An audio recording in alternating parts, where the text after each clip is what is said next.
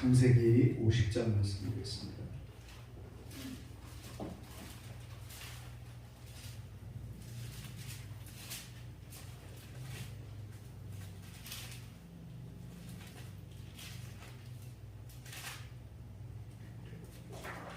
창세기 50장 15절에서 21절까지입니다.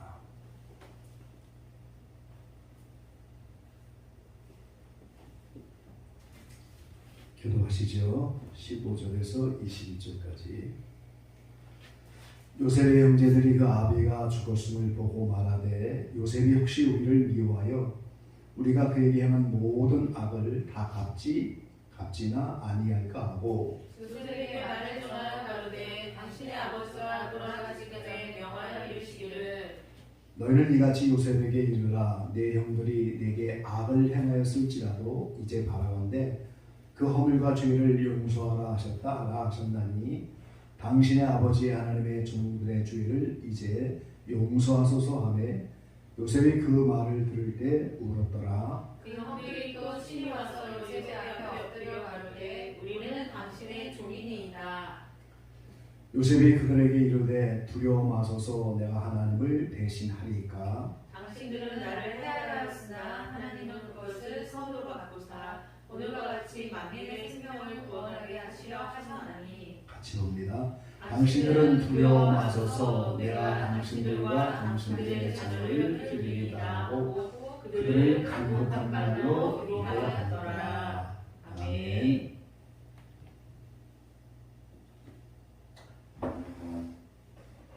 에베소 4장 13절에 보면은 우리가 다 하나님의 아들을 믿는 것과 아는 일에 하나가 되어 온전한 사람을 이루어. 그래서 온전한 사람을 이루어서 예수의 장성한 분량이 이르는 데까지 이르겠다 이렇게 말씀합니다. 거꾸로 말하면 계속해서 성경은 온전한 사람을 요구하고 있죠. 내가 완전하니 너희도 완전하라. 그리스도의 초보를 버리고 완전한 데 나갈지니라. 성경은 계속 온전을 요구하고 있는데 온전해져야 예수 그리스도의 장성한 분량에 충만한 데까지 이를 수가 있다는 거죠. 그래서 온전에 이르려면 예수 그리스도 하나님의 아들을 믿는 것, 우리가 이제 그분이 말씀으로 계시다가 육신을 믿고 이 땅에 오셨고 십자가를 죽으셨고 부활 승천하셨고 다시 오실 것이고 천년왕국의 왕이 되시고 또 새하늘 새 땅의 보좌에 앉게 된다 하는 그 모든 아들의 모든 행적을 믿는 것. 그 다음에 또 온전해지려면 믿는 것과 아는 일에 하나가 되어야 된다고 하는데 아는 일은 뭐겠습니까? 아는 일은 하나님의 섭리와 뜻인 거예요. 하나님의 섭리와 뜻. 그러니까 오늘 하나님이 모든 인생살이의 개인과 나라와 가정과 국가 모든 세계에 되어지는 모든 일의 원인과 결과가 다 하나님께 있다는 거예요. 그래서 하나님이 그 모든 일의 주관자인데 그 모든 일의 섭리와 뜻이 무엇인가 이거를 아는 일이라는 거예요. 자, 우리 로마서 12장 2절 말씀 보겠습니다.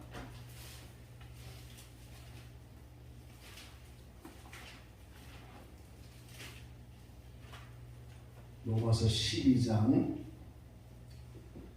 2절입니다. 너희는 이 세대를 본받지 말고 오직 마음을 새롭게 함으로 변화를 받아 하나님의 선하시고 기뻐하시고 온전하신 뜻이 무엇인지 분별하도록 하라. 자, 11장까지는 믿음으로 이루어지는 교리 문제를 쭉 얘기했는데 믿음으로 이루어지는 하나님의 자녀가 어떻게 살아야 되느냐? 그 삶의 문제를 12장부터 시작하는 거예요. 그래서 삶의 문제가 영적 예배되어야 되고 그 다음에는 하나님의 온전한 뜻이 무엇인지 분별을 해야 한다는 겁니다. 온전한 뜻이 무엇인가? 그걸 알아야 된다는 거예요. 온전히 알아야 한다는 겁니다. 근데 이것이 이 세대를 본받아 가지고는 하나님의 선과 뜻을 알 수가 없다는 겁니다. 마음을 새롭게 하지 못하면 알 수가 없다는 거죠. 변화받지 않으면 하나님의 선하시고 기뻐하고 온전한 뜻이 무엇인지 분별할 수가 없다는 겁니다. 그래서 우리가 믿음으로 의로워져서 구원받는 하나님의 자녀들은 이 세대를 본받아서는 안 되고 마음이 새롭게 되어서 변화를 받아서 그 하나님의 온전한 뜻을 또 온전한 섭리와 그거를 오늘 분별을 해야 되는데 먼저는 말씀으로 분별을 해야 하는 것이야 우리가. 그래서 우리가 성경을 바로 알기를 힘써야 하는 겁니다. 왜냐하면 대부분의 하나님의 뜻이 다 성경에 기록이 되어 있어요. 그러니까 이 성경을 바로 알기에 힘써야 되고 성경을 통해서 하는 뜻을 알게 되는 거죠. 제가 이번 학기에는 평생 여기번에 가서 이제 창세기 강의를 하는데요. 또 이제 창세기 책을 또 지금 계속 준비하고 있는데 깜짝 놀랐어요. 제가 이 족장들의 삶, 아브라함과 이삭과 야곱, 요셉 이 4대의 족장들의 그 이야기들이 마지막 때까지의 인류의 모든 스케줄을 다 창세기에 집어넣는 거예요. 하나님께서. 그게 발견이 됐어요. 여러분에게 한번 도표와 함께 이제 보여드릴 건데요. 특별히 야곱과 요셉, 그 야곱의 환난이라고 7년 기근 때 애굽으로 가잖아요. 통년이 지나고 기근 2년 차에 내려갑니다. 70일이 내려가잖아요. 그 요셉이 이제 거기에 자리를 잡고 있으니까 내려가는 거죠. 근데 그게 마지막 때 다 일들을 미리 거울처럼 보여주는 거예요. 그러니까 이 마지막 때 스케줄이 다 야곱과 요셉의 사적에 다 나와 있습니다. 그래서 깜짝 놀란 거예요. 이렇게 하나님께서 이렇게 성경 곳곳에 이렇게 숨겨져 있는 뜻과 섭리들을 다 이렇게 보여주고 있는데 그걸 우리가 아는 만큼 섭리와 뜻을 보는 만큼 거기에 걸맞는 처신을 할 수 있게 된다는 거예요. 그러니까 아는 만큼 보이는 거예요. 우리가 또 보이는 만큼 거기에 대해서 대처를 할 수가 있고 거기에 대해서 인생관이 나오고 신앙관이 나오고 거기에 걸맞게 살아갈 수가 있는 거예요. 그러니까 우리가 성경을 통해서 하나님의 뜻을 알고 깨닫는 만큼 보여지는 만큼 우리는 올바르게 살아갈 수가 있다는 거죠. 그러니까 아는 만큼이에요. 보이는 만큼. 세상 사람도 아는 만큼만 살아가는 거예요. 자기가. 예수 믿는 사람도 아는 만큼만 살아가는 거예요. 그 이상은 살아갈 수가 없어요. 보이지 않으니까. 그러니까 아는 만큼 보이는 거고요. 보이는 만큼 그 정도의 범위 안에서 살아갈 수밖에 없는 거예요. 그게 우리가 그게 중요한 거죠. 안다는 것이 중요한 거죠. 자, 창세기 50장에 오늘 본문의 말씀을 통하여 요셉의 삶을 보면 이제 우리가 그러한 모습을 좀 잘 이해로 알 수가 있습니다.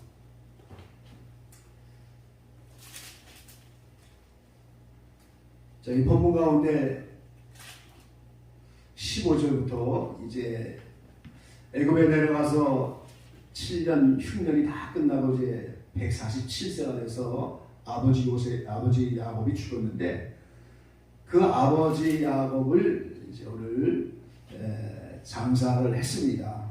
장사하고 나서 고향 그 가나안 땅 막벨라굴 그 이제 아브람 때부터 이 사라 이삭 전부 이렇게 3대가 거기 묻혀 있는 막벨라 굴에다가 그러니까 애굽에서부터 가나안 땅에 가서 막벨라 굴에 장사하고 지금 돌아왔어요 지금.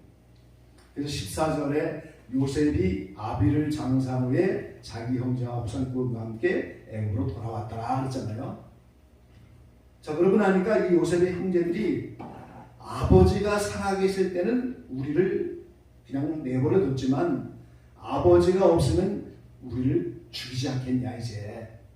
그래서 아버지의 이름으로 핑계를 대면서 오늘 죄를 용서하라 이렇게 요청을 하는 거예요. 그때 요셉이 오늘 19절부터 이렇게 표현하고 있잖아요. 요셉이 그들에게 이르되 두려워 마소서 내가 하나님을 대신하리까 당신들은 나를 해하려 하였으나 하나님은 그것을 선으로 바꾸사 오늘날 같이 만민의 생명을 구원하려 하시려 하였나니 당신들은 두려워 마소서 내가 당신들과 당신들의 자녀를 기르리다 하고 그들을 간곡한 말로 위로하였더라. 이 요셉이 하나님의 뜻과 섭리를 알게 됐다는 거예요. 형들이 나를 파는 것은 악이었는데 하나님은 그걸 선으로 바꿔갖고 나를 애굽으로 와서 국무총리 삼게 하는 그것 때문에 섭리하신 것이고 오늘 그러므로 야곱과 함께 70인이 애굽에 내려와서 우리 70인과 우리 모두가 구원을 받았다. 이게 하나님의 뜻과 섭리였다. 이거를 지금까지 살아오면서 그걸 알게 됐다는 거예요. 그러니까 당신들은 악을 해야지만 이것을 선으로 하나님 바꾸셨다. 그러니까 거기에 맞는 대처를 하면서 걱정하지 말라고. 어이가 없어서 울었는지 무슨 뭐 때문에 울었는지 모르면 물어가면서 당신들의 자녀까지 내가 다 기르겠다. 그리고 간곡한 말로 위로하였다. 이런 신앙이 어디서 나와요 이게 지금? 어떻게 이렇게 대처할 수가 있어요? 하나님의 섭리를 보았고 알게 됐다. 아는 만큼 보이는 만큼 거기에 맞는 대처를 하면서 그 신앙으로 살아갈 수가 있게 된 거예요 지금. 자 45장입니다. 창세기 45장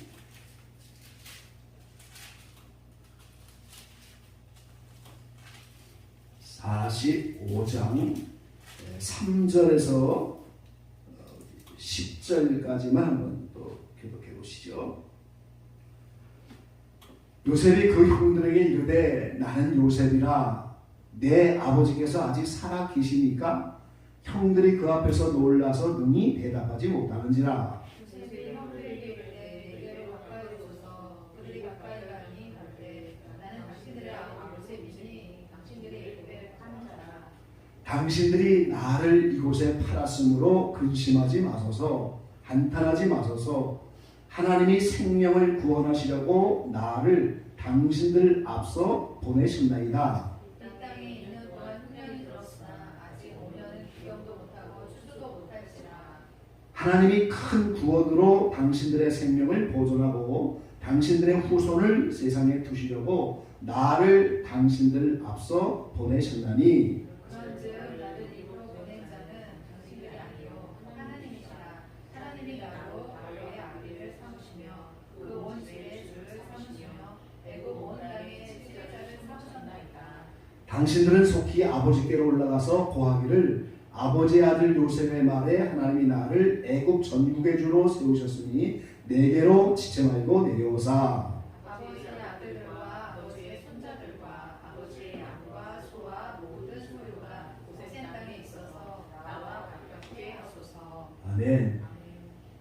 이에 가나안 땅에 기근이 드니까 이제 기근 2년 차에 형제들이 양식을 구하려고 애굽에 왔는데 그 요셉이 형들에게 자신을 공개하면서 이때도 벌써 이런 표현을 하고 있잖아요. 나를 팔았다고 염려하거나 한탄하지 말라고. 당신들이 팔은 것 같은데 사실은 나를 하나님이 앞서서 여기 먼저 보내신 것이다. 이 섭리를 지금 알았다는 거잖아요. 큰 구원으로 당신들의 생명을 보존하고 당신의 후손을 세상에 두시려고 나를 당신들 앞에 보내셨으니 나를 이리로 보낸 자는 당신들이 아니요 하나님이시다. 이렇게 이 형제들이 부동에 집어넣어서 팔아서 보디발의 집에 가서 종살이 하고 그러면서 총무훈련을 받았죠. 또 이제 감옥에도 가고 감옥에 가서도 총무하고 그렇게 이 자리까지 와서 애굽의 국무총리가 되기까지 그 모든 어려운 고난의 과정을 지나오면서 하나님이 이 일 때문에 나를 이리 보낸 거구나. 그러니까 형들은 팔았다고 하지만 여기에 보낸 건 하나님이십니다. 그래서 여기에 주관자가 되었기 때문에 오늘 우리의 모든 가족들이 와서 함께 살 수가 있게 되지 않았습니까? 그럼 빨리 아버지와 함께 이제 이곳에 와서 오늘 고센 땅 내가 있는 가까이 있는 고색 땅에 와서 자리를 잡으라고 그렇게 오늘 권면하고 있죠. 요셉은 17살에 팔려가면서 웅덩이에 빠지고 보디발의 아내에게 유혹받았다 감옥에 들어가고 그 안에 총무전을 받으면서 30살에 애굽의 총리가 돼서 풍년을 지나서 기근에 이르는 이때까지, 이때 이제 39살 된 거죠. 그 기간 동안에 하나님의 섭리를 훈련 통해서 알게 됐다는 거예요. 그리고 더 깊이는 뭐예요? 애굽에 70인이 가 있어야 400년 후에 모세를 통해서 200만의 군대가 출애굽을 하죠. 그게 아브라함 때부터 약속하신 내용이잖아요. 400년 후에 너희를 애굽에서 건져서 가나안 땅을 줄 것이다. 큰 그림을 볼수록 하나님의 뜻과 섭리가 발견이 되는 거죠. 요셉은 그걸 볼 수 있는 눈이 열어졌기 때문에 이전 대처할 수 있는 거예요. 하는 만큼 하는 거죠. 시편 보겠습니다. 105편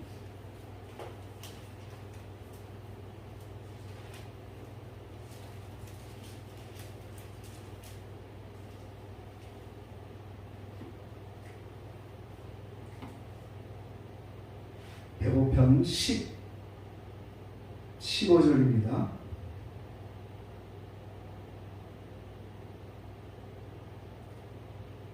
(15절에서) 23절까지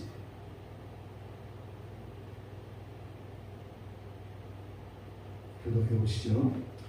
이르시기를 나의 기름 부은 자를 만지지 말며 나의 선지자를 상하지 말게 하셨도다. 그가 또 기운을 불어 그 땅에 임하게 하여 그 유리한 양식을 가르쳤도다. 한 사람을 앞서 보내셨으며 요셉이 종으로 팔렸도다. 그 발이 착고에 상하며 그 몸이 찢어지게 되었으니 곧 여호와의 말씀이 응할 때까지라 그 말씀이 저를 단련하였도다. 왕이 사람을 보내어 저를 당상하며 나를 십자가 저로 자유케 하였도다. 저로 그 집의 주관자를 삼아 그 모든 소유를 관리케 하고 임의로 백관을 제어하며 지혜로 장로들을 교훈하게 하였도다. 이에 이스라엘이 애굽에 들어가며 야곱의 함 땅의 계획이 되었도다. 예. 자, 요셉 한 사람을 앞서 보냈다고 이 시편 기자가 후에 이걸 총정리해주고 있잖아요. 이게 하나님의 뜻과 섭리였다는 거예요. 발이 착고에 살았다. 감옥으로 갔다는 얘기죠. 몸이 쇠사슬에 매였어요. 근데 여호와의 말씀이 응할 때까지다. 그러니까 하나님이 한 사람을 애굽에 보내서 심어서 그곳에 이스라엘, 곧 야곱이 함 땅, 애굽은 함 족속의 땅입니다.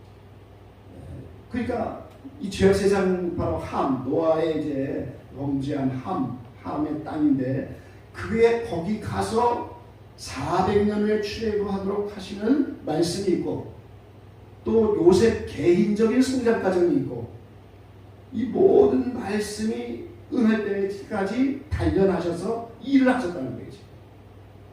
그러니까 오늘 요셉이 바로 이 모든 가정 속에서 말씀이 임할 때까지 개인적으로는 영적으로 성장했고 오늘 하나님의 뜻대로 이 일을 이루기 위해서 애굽에 먼저 파송된 것처럼 앞서 보내셨다. 그리고 그 모든 삶의 과정들을 통해서 그걸 알게 됐다는 거예요. 그러니까 형들에 대해서 원수로 갚는 것이 아니고 다 선으로 바꿔서 자녀까지 양육을 하겠다 하면서 그들을 다 좋게 위로하고 이렇게 이게 전부 아는 만큼 보이는 거라는 거예요. 아는 만큼 섭리와 뜻을 이해하지 못하면 볼 수 없고 오늘 저와 여러분도 예수 믿고 이 자리까지 쭉 신앙생활을 하면서 나름대로 신앙감 그게 아는 만큼인 거예요. 보이는 거. 그래서 매 순간에 우리의 삶이 매일매일 환경이 바뀌고 1년에도 여러 가지 큰 사건들이 벌어지면서 이렇게 되는데 그때까지 매 순간마다 결단하고 대처하고 분별을 해야 되는데 아는 만큼 대처할 수 있는 아는 만큼 신앙만을 세울 수 있는 거예요. 그러니까 오늘 우리가 로마서 12장 2절 말씀대로 온전하고 기뻐하신 하나님의 뜻을 분별하라. 그게 얼마나 중요하냐 이 말이에요. 그래서 하나님은 종종 성경을 기준으로 하여 우리에게 알게 하시고 또 꿈을 통해서 은사를 통해서 여러 가지 방법들을 통해서 계속 환경 가운데 알게 하시는 거예요. 말씀으로만 하는 게 아니에요. 다양하게. 그 모든 나에 되어지는 그 일 가운데 우리를 계속해서 그것을 분별하면서 아는 만큼 보이는 것, 보이는 것만큼 결단하고 대처할 수 있는 거예요 지금. 그래서 성경을 바로 한다는 것이 매우 중요한 일입니다. 우리 각자가 더 성경을 깊이 좀 알고 아는 만큼 여러분이 보인다는 사실을 명심하시기 바랍니다. 아는 만큼 보이는 거예요. 그러니까 매일 온전하고 기뻐하시는 뜻을 분별하기 위해서 우리는 기도할 수밖에 없는 거예요. 그래서 왜요? 아까 분명히 말씀하시잖아요. 이 세대를 본받지 말고 이 세대를 본받고 있으면 우리가 그 뜻을 분별할 수가 없는 거예요. 유명한 성자 한 분이 그런 얘기를 했죠.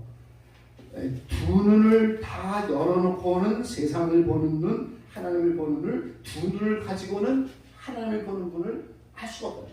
세상을 보는 눈을 닫아야 한쪽으로 하나님 보는 눈이 열려지는 거지. 두 눈을 다 뜨고는 다 못 보는 거예요. 그러니까 우리가 될 수 있으면 시간을 좀 내서 이 세대를 본받지 않도록 이렇게 하면서 마음을 새롭게 하고 변화를 받아가야 돼요. 영적으로 성장하는 걸 의미하잖아요. 옛사람이 다 차례차례 60만 명이 죽어가면서 이렇게 새로운 사람으로 새 사람으로 자꾸 변화가 되어져야 하나님이 분별할 수 있게 하고 기뻐하면서 알려준다는 말이죠. 그 오늘 우리가 새로운 사람으로 가기 위해서는 매일매일 기도를 힘써야 되고 또 하나님의 말씀도 영혼의 양식이니까 하루에 성경 몇 장이라도 꼭 읽어야 하는 거예요. 지금. 그게 중요해요. 그래야 분별이 되는 거예요. 지금. 그래야 계시가 열리면서 이런저런 것들이 우리에게 알려지는 거예요. 이 말씀만이 아니라고 아까 말씀드렸잖아요. 꿈에도 있고 여러 가지 계시와 은사 이런 여러 가지 방법들을 통해서 하나님의 뜻을 우리에게 보여주신 거지요. 그러니까 하나님은 우리의 환경 구석구석에서 계속해서 말씀하시는데 계속해서. 근데 그걸 우리가 받아들이지 못합니다. 꿈으로도 말씀하고 계속해서. 자, 욥기서 33장 한번 보겠습니다.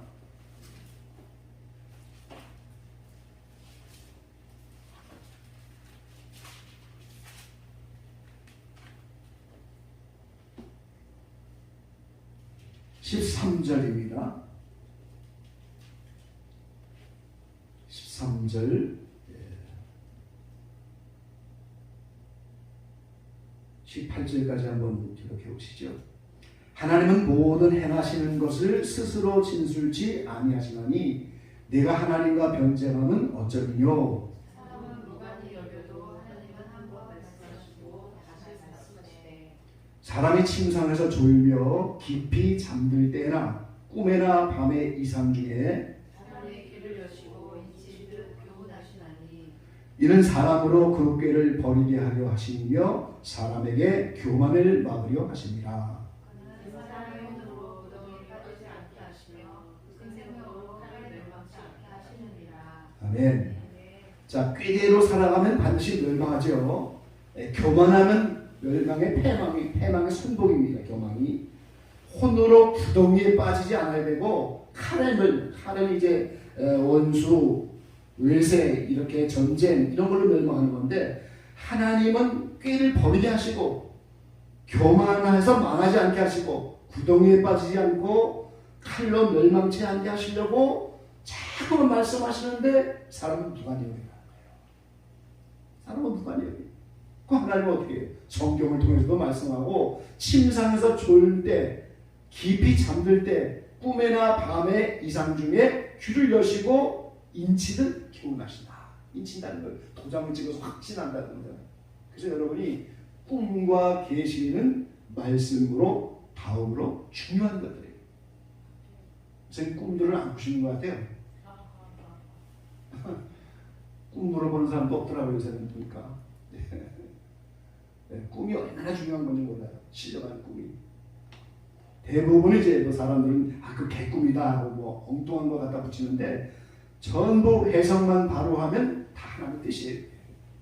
자기 영적 상태를 나타나는 거고, 지나간 일 여기서 다 커트해갖고 지나간 일을 총정리해서 보여주는 수도 있고, 현재 자신의 영적인 모습을 보여주고, 또 미래에 되어질 일을 보여줄 수도 있고, 그러니까 해석만 바로 하면은 하나님이 굉장히 중요한 것으로 우리에게 보여주는 거예요.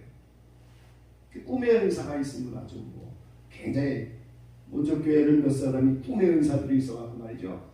꿈만 꾸면 전화밖에 받거든. 전화받아. 여기 목사님 무슨 꿈이? 스스로 해석하기가 어려우니까. 근데 계속해서 성경을 많이 읽고 이렇게 되면은 꿈을 해석하는 은사가 따라오게 돼 있어요. 방언을 하면은 방언 통역이 따라 붙잖아요. 이제 나중에 방언 기도를 많이 하는 방언 통역 은사가 붙는 것처럼 계속해서 성경 보고 기도하면은 꿈을 해석하는 은사가 따라 붙게 돼 있어요.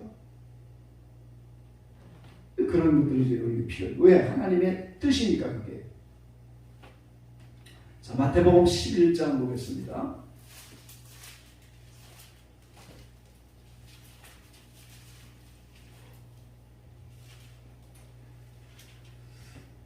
25절, 11장 25절, 27절까지 함께 읽어보겠습니다. 그때 예수께서 대답하여 가라사대 천지의 주제이신 아버지여 이것을 지혜롭고 슬기 있는 자들에게는 숨기시고 어린아이들에게는 나타나심을 감사하나이다. 옳소이다. 이렇게 된 것이 아버지의 뜻이니이다. 내 아버지께서 모든 것을 내게 주셨으니 아버지 외에는 아들을 아는 자가 없고 아들과 또 아들의 소원대로 계시를 받는 자 외에는 아버지를 아는 자가 없느니라. 이 계시 받는 거 굉장히 중요하잖아요. 아들의 소원대로, 아버지의 뜻대로, 이렇게 아들과 아버지의 소원대로 계시를 받는 거지 그냥 받는 게 아니에요. 근데 그것을 지혜롭고 슬기 있는 자들에게는 숨기시고 어린아이들에게는 나타나심을 감사하나이다. 그럼 어린아이가 이게 지금 실제 어린아이예요? 그게 아니죠. 어린아이와 같은 천진함과 순진한 마음, 하나님이 계수해 주시는 그걸 그대로 믿고 따를 수 있는 이런 영적인 상태를 어린아이라고 하는 거예요. 여기서 지혜로운 자들은 뭐예요? 지금 박사학위도 갖고 이 당시에 성전에 앉아있고 제사장과 서기관들, 바리새인들 이런 사람들에게는 숨겨졌다는 거예요. 그러니까 예수님이 이 땅에 오실 때에도 바로 빈들의 목자들에게만 나타나시고 멀리 동방에 박사들에게만 해가지고 정작 유대인과 성전에 있는 자들에게는 아무것도 나타나지 않으시는데 베들레헴에서 온다는 것도 나중에 알잖아요. 자, 마태복음 16장입니다.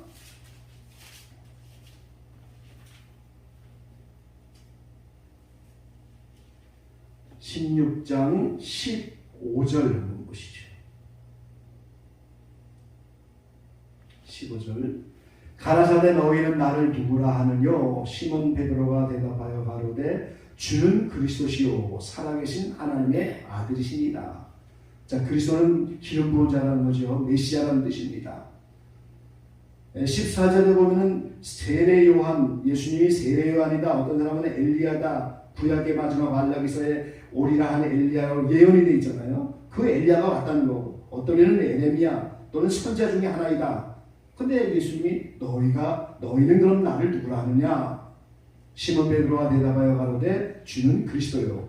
주님이 바로 메시아입니다. 기름 부은 자입니다. 살아계신 하나님의 아들입니다. 이게 놀라운 신앙 고백이죠. 베드로의 17절 예수께서 대답하여 가라사대 바요나 시몬아 네가 복이 있도다. 이를 내게 알게 하는 혈육이 아니요 하늘에 계신 내 아버지시니라. 그러니까 아버지의 소원대로 계시해 주지 않으면 바른 신앙 고백을 할 수가 없고 바로 할 수가 없다는 거거든요. 근데 하나님 아버지가 계시해 주셔서 위대한 신앙 고백을 한 이 시몬에게 내가 복이 있도다 이렇게 말합니다. 이게 복이 있는 거예요 지금.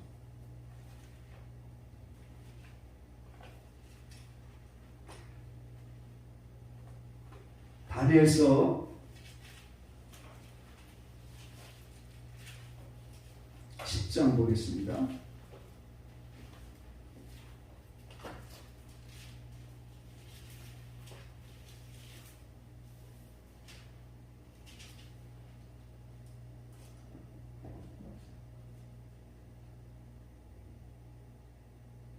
10장 11절입니다. 내게 이르되 은총을 크게 받은 사람 다니엘아, 내가 내게 이르는 말을 깨닫고 일어서라. 내가 네게 보내심을 받았느니라. 그가 네게 이 말을 한 후에 내가 일어서며. 자, 이 다니엘에게 오늘 되어질 모든 일을 계시해 주는데, 그렇게 많은 계시를 받고 꿈을 해석하고 어떤 꿈을 찾아내는 이런 신령한 지혜를 받은 다니엘에게 은총을 크게 받은 자다, 이런 말을 표현하고 있어요. 은총을 크게 받았다.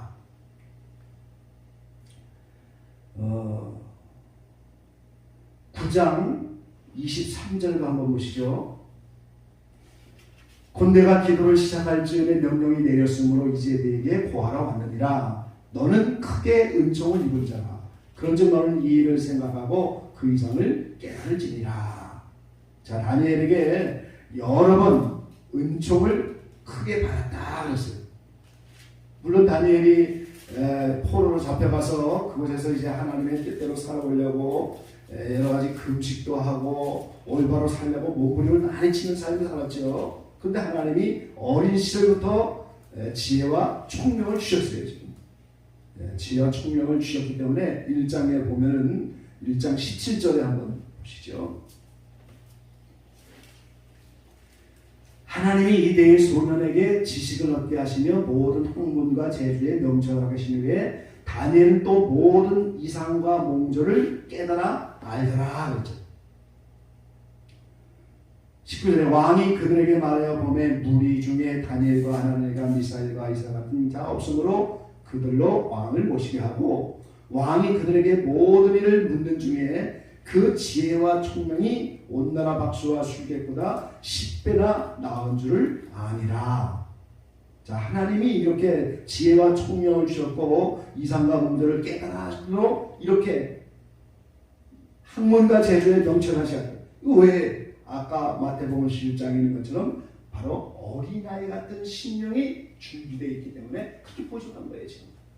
그래서 다니엘이 곧 구약의 요한계시록입니다. 인력서의 마지막 때 되어질 그런 은혜지요. 그래서 오늘 우리가 이 마지막 때도 다니엘처럼 이렇게 지혜와 총명을 얻고 하나님의 계시를 나타내신 거, 그 하나님의 소원과 아들 소원인 거예요. 그 마음이 어린아이 같은 심령이 되면은 하나님께 부어주신단 말이죠. 자, 오늘 우리가 이 마지막 때 살아갈 때 아는 만큼 보이는 거예요. 아는 만큼. 그러니까 같은 기독교인도 각각 아는 만큼 차원이 틀리는 거예요. 지금. 보이는 게 틀리는 거예요. 거기에 대해서 신앙관과 인생관과 대처하는 방법과 결단과 분별이 전부 다 틀릴 수밖에 없는 거예요. 아는 만큼 틀리는 거예요. 보이는 만큼 틀리는 거예요. 선미의 뜻을 깨달은 만큼 틀리는 거예요.